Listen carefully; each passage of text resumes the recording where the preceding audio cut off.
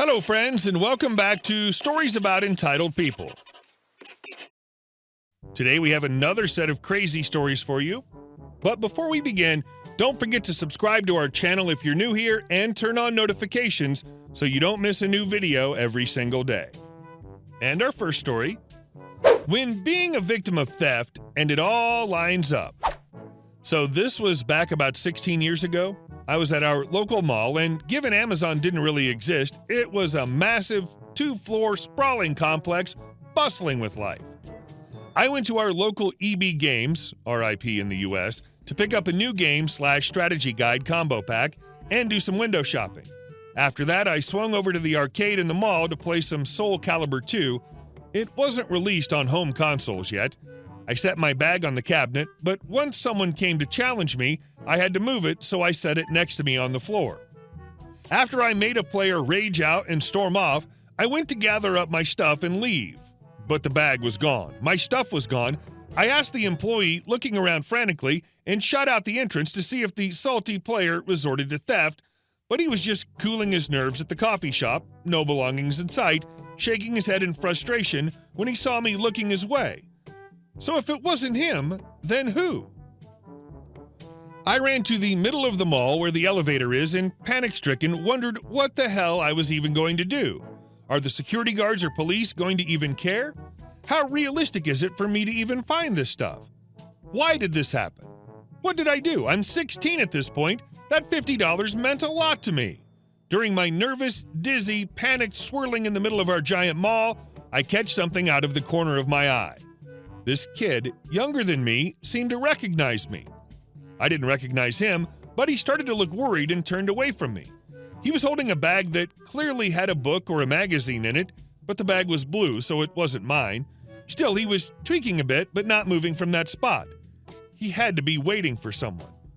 I was highly suspicious, so without being too obvious, I scoped out the slightly translucent bag, and sure enough, I could see it was indeed a strategy guide for the very game I bought. This little crap stole my stuff. I was almost certain. How in God's name did I find this thief in this massive mall? What were the odds? I couldn't tell if the game was there, but I was sure he was waiting for someone. I decided to try and be a regular old solid snake, and I hid in the foliage decorations behind the elevator area, out of sight from the supposed thief. I sat perched as he nervously paced and fidgeted until when one of the customers leaving the elevator exited, he turned to him in a panic. Obviously, they were friends. Looking like he was asking a question, then obviously urging them to leave, and I saw the now accomplice thief stuff something in the blue bag. They looked about ready to take off, so I jumped out and called to them. Me: "Hey guys, hold up." Little craps 1 and 2: Yeah, what's up?" Me: "I lost something of mine, a strategy guide in a game, and it looks like you have the same ones there. Are they yours?" This? If it's yours, can I see the receipt?" "Oh, we found these. Are they yours?" "Oh man, we were wondering who they belonged to. Ha, ha, ha." "Cool, can I have them back?" "Yeah, we just saw it laying around. We also found this Hulk game. Is that yours too?" "Nope, just the other game in the guide." "Oh, you sure?" Okay." The other kid tried to feed me some insane story about how they came across my stuff and were trying to get to Lost and Found. Sure, okay, thanks. The whole time, they were sweating bullets and looking like they were dropping a load in their pants. I'm not too physically threatening, but I was definitely bigger than both of them, and at their age, maybe they were more afraid of getting in trouble with their parents, trying to act like good Samaritans when they were thieving little jerks. They continued to kiss my butt until I walked away. I started to consider, how do I make this worse for them? Just as I did, I passed a state trooper just leaving the food court. It couldn't be this easy, could it? Eff it. "Hey, officer." The two kids were now petrified in terror. I told the cop everything that happened about the incredibly unlikely event of me getting my stuff back and that the two of them have more stolen property. I have him give my information if he needed to contact me for anything else, but didn't need to file a report. I got my stuff back. Turns out to sweeten the deal, this cop played basketball with my father all the time, so given my family's reputation, he knew he could count on me telling the truth. I did see two enraged parents show up, though, after mall security was alerted as well, so I can imagine a heck of a butt-whooping was in store at least. And our second story. No black-eyed peas for Karens. So I live in the South, Texas specifically, and down here there's a tradition that every good Southern home makes and eats black-eyed peas for New Year's. It's supposed to bring good luck in the coming year. I'm not crazy superstitious, but I'm not taking any chances with 2021. Well, being the organized human that I am, I left this until the last minute and only remembered when my boyfriend asked if I'd picked up some peas on my last grocery run. So I bolt out the door and head for the nearest grocery store. I went to 4 stores looking for these little bee turds. By the time I get to the last store, I'm ready to take anything, frozen, canned, pre-made, whatever, or call it quits. I decide to check the aisle with dried beans first, in the slim hope that I could find the real deal. As I round the corner for the aisle, I can see a lady has cornered some poor stock boy and has his back against the wall of beans. She's full on wagging her finger in his face and ripping into him. Karen: "What do you mean you don't have any black-eyed peas? I saw you restocking these shelves with beans and need them for tonight. Don't you understand tradition?" Employee: "Ma'am, I don't think we have any left. But if they aren't in the display case, then we're probably out. But we do have canned and frozen." "No, I don't want canned or frozen. I need real black-eyed peas." She continues to ream out this poor kid as I walk to the other side of them and to the shelf where the black-eyed peas are usually stored. Call it a hunch or a blind hope, but I crouched down to look all the way to the back, and sure enough, there were 2 bags left tucked away in the shadows. I fished them out with a little difficulty, yay for having short arms, and by the time I got them both out, Karen had taken notice. When she saw me pull out the peas, she gasped. Literally gasped, like I had unmasked the villain in a Scooby-Doo cartoon.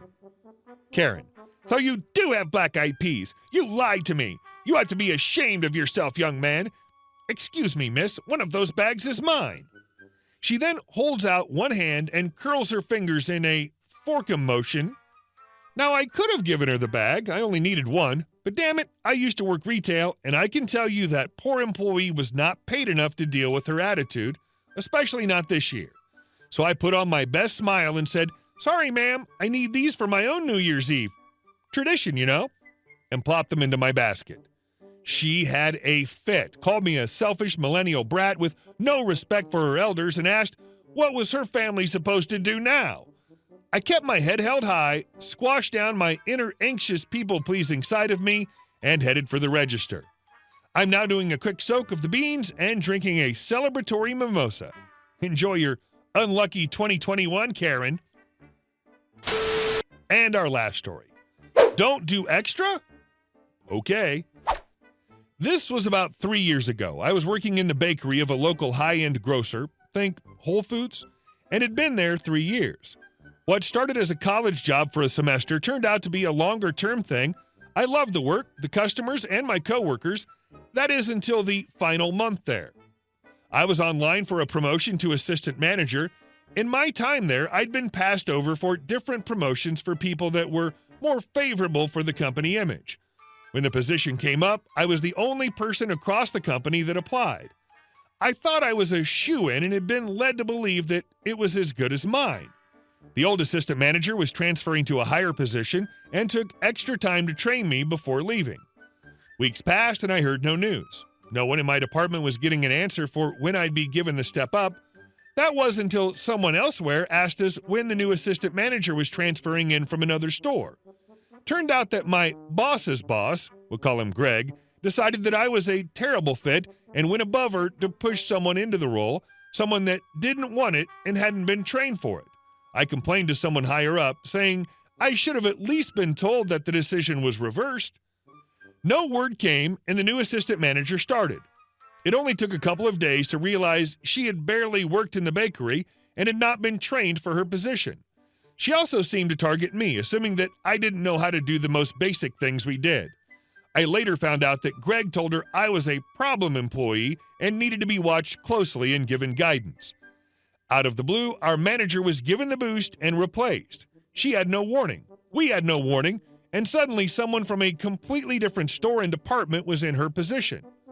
This person had no clue how to do the job, and with the training that the old assistant manager gave me, I took over most of the day-to-day tasks. Greg came in one day and threw a fit that I was doing inventory. He said that I had no place acting like I was in charge and doing jobs that weren't meant for people like me. Fine. Inventory? Not getting done. Dating and tossing old product? Not my problem now.